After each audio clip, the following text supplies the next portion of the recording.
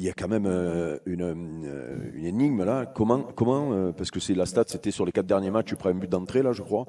Comment c'est possible de jamais commencer un match ou alors de toujours commencer un match avec un handicap d'un but trop rapidement? Moi, je vais te dire, comme ça. moi, je ne sais pas quel est ton point de vue là-dessus. Et comme tu étais un joueur de caractère et tu sais ce que c'est qu'une équipe qui a du caractère, moi, je pense que cet OM en manque. Je ne sais pas, parce que la question que tu poses, pourquoi ils prennent un but si vite? Je vais ajouter une autre question à ça. Pourquoi, quand tu mènes 3-1, tu vas te mettre dans un stress aussi terrible de te faire remonter et qu'on croit, parce que quand le premier but il est refusé, mais à tous les coups on le croit, le 3-3, et si c'est pas une moitié de crampon qui te l'enlève, il y est. Et t'as vu en plus le but, c'est vraiment le but encaissé d'une équipe qui recule, d'une équipe qui flippe, d'une équipe qui, comme on le dit vulgairement, se cague, avec la petite déviation, Aguerd qui se le rend tout seul, la défense tu sais pas où elle est, ça prend l'eau. Là on est typiquement dans l'équipe qui, mentalement, au niveau du caractère global, n'est pas capable de définitivement flinguer un match, de l'arrêter, de le stopper, de le gérer, de le maîtriser.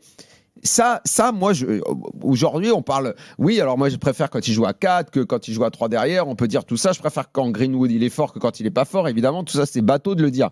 Mais le caractère, le mental, pour jouer un match comme ça, la façon dont tu vas gérer tes émotions, moi, je pense que c'est ça qui manque dans cet OM-là. Mais c'est pour ça que je vous ai écouté hier soir et nous aussi on a fait le débat hier chez Jérôme et aujourd'hui avec Vincent par rapport aux dernières prestations de l'OM. Moi je veux bien qu'on et je disais cet après-midi, j'envie les joueurs d'aujourd'hui parce que c'est souvent l'entraîneur qui prend pour eux, je trouve. Oui, je trouve que l'entraîneur est le bouc émissaire parfait chaque fois. Et je disais notamment sur le match de Lille, mais ça peut être le cas aussi ce soir, notamment en fin de match. Le joueur, quand il rentre sur le terrain sur un match de haut niveau, déjà, il n'a pas besoin qu'on lui explique ce qu'il a à faire. Il n'a pas besoin, si ça joue à 4 ou à 5, de dire qu'il est perturbé. Déjà, gagne ton duel personnel déjà avec ton adversaire. Et ensuite, le collectif gagnera plus facilement le duel collectif. Et au moins, avec le caractère, tu fais le minimum syndical. Là, ces derniers temps, on ne le voyait même pas. Et encore là, aujourd'hui, à la fin, tu as l'impression que mentalement, ça s'effrite, que les tauliers font pas le job et que peut-être il y a des garçons qui ont pas les épaules pour supporter la pression des matchs de haut niveau, voire des matchs avec le maillot de l'OM sur le dos. Je me pose la question. Ben moi, je suis parfaitement d'accord avec toi. Je pense que dans le haut niveau, c'est ça, mais que cette défaillance, elle vient de plein d'aspects, de ce que tu as dit qu'aujourd'hui c'est l'entraîneur qui est la star de l'équipe, qui prend tout sur lui, et que le joueur a besoin d'être assisté en permanence, qu'on a besoin de lui dire que jouer 2 matchs par semaine c'est important, que quand tu joues contre une petite équipe il faut pas être nonchalant et se déconcentrer, que tu es sans arrêt obligé enfin c'est le sentiment que ça donne, de répéter, parce que là honnêtement sur le foot quoi, l'OM, ils doivent avoir 0 difficulté, sans manquer de respect à l'Union Saint-Gilloise. C'est une équipe qui essaye de mettre du rythme. C'est une équipe qui y va, qui franchement je pense, tire le maximum de ce qu'elle a en elle. Mais quand il y a 3-1 et tout, le match, il est fini, quoi. On est passé à 2 doigts, mais même pas 2 doigts, la moitié d'un doigt d'une catastrophe. Parce que si ça se termine à 3-3, c'est une catastrophe. On a un ton ce soir où on est abattu, on ne sait pas si l'OM va se qualifier. Je pense qu'on n'a pas du tout le même ton. Là, on est soulagé, on est décontracté, on dit que l'OM va se qualifier et que ce sera mieux la prochaine fois, parce qu'on pense toujours que ça va être mieux la prochaine fois. Ouais, pour que ce soit mieux la prochaine fois, il faut être bon toutes les prochaines fois. Allez, alors sur la qualification, bon on verra, mais à 9 ça devrait coller là. Peut-être que ça suffira, mais on n'est pas sûr en fait. Ça va, tu vas aller en il faut voir ce qui va se sur passer les 2 matchs, tu vas avoir un point. Voilà. Oui, voilà. L'OM reçoit Liverpool et va à Bruges, je le rappelle. Et Bruges, c'est la même chose. Bruges, ils ont le 4 à Monaco, je rappelle. Non, mais Bruges, moi, j'adore cette équipe, j'adore le caractère qu'elle affiche et tout. Mais pareil, t'es Marseille avec les joueurs que t'as. Ces équipes-là, elles n'ont pas un Greenwood dans l'équipe. Hein. Vous vous rendez compte, d'ailleurs, vous connaissez la question moyenne d'Adrien, vous n'avez pas entendu celle qu'il a posée aujourd'hui. Il a demandé si l'OM jouait en championnat de Belgique, l'OM serait champion facilement. La réponse est non. Facilement, non, mais logiquement, ils devraient l'être. Oui, avec leurs moyens et leurs joueurs, oui. Oui, avec le budget. S'ils sont dans le championnat de Belgique, ils ont des moyens qui sont démesurément plus hauts. La dernière fois qu'un club français a gagné en Belgique, c'était il y a 6 ans. Et il y en a des matchs entre clubs français et belges. Et attention, les clubs français en Coupe d'Europe gagnent rarement contre les Belges. Hein. Mais je sais, mais bon. Non, mais C'était PSG à Bruges. Le problème, c'est que normalement aujourd'hui, tu te rends compte qu'en face, il y a une équipe, j'ai vu ça donc, au début du match, là, les stades de possession, l'équipe qui a le moins de la possession sur toute la Ligue des Champions, c'est-à-dire 35%, je crois.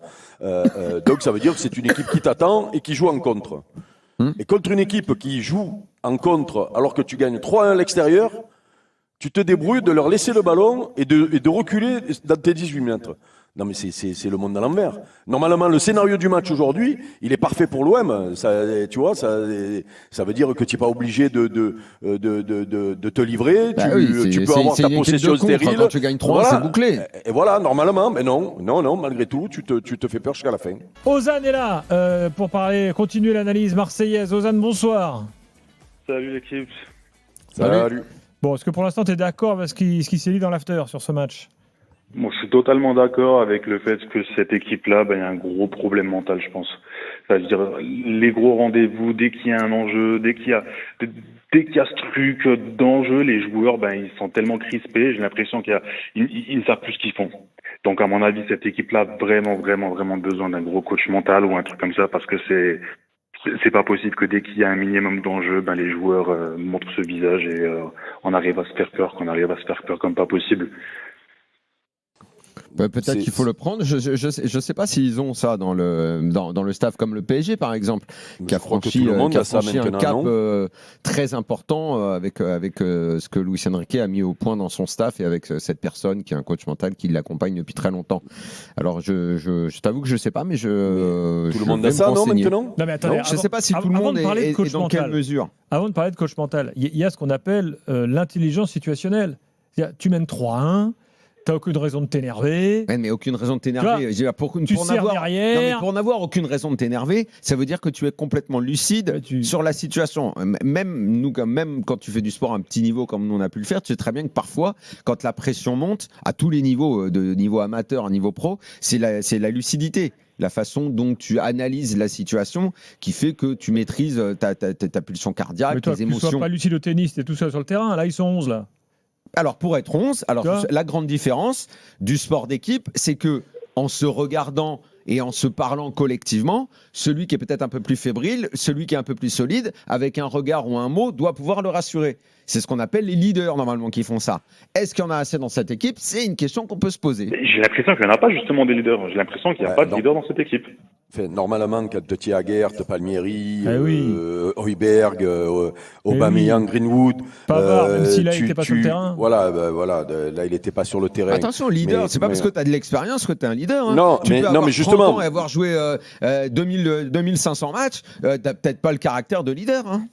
Justement, c'est pas le pédigré qui fait que tu es un leader naturel. En effet, tu as des joueurs d'expérience, mais justement, la question c'est est-ce que tu as le leader qui, quand ça va mal, prend les bonnes décisions sur le terrain ou en tout cas recadre, voire replace tous les partenaires, file un coup de boost si il sent qu'il y a des partenaires qui s'endorment un peu autour de lui, voire même prendre des décisions radicales. Un leader, il peut faire en sorte de faire monter un coéquipier par exemple ou faire descendre Pachao sur le côté gauche en lui disant sur la fin de match tu viens de défendre Palmieri, tu reviens dans l'axe avec nous parce qu'on est en difficulté, ils nous ont mis un costaud de plus là devant et on est en galère, tu n'es pas obligé d'attendre toujours que ça vienne du banc de touche.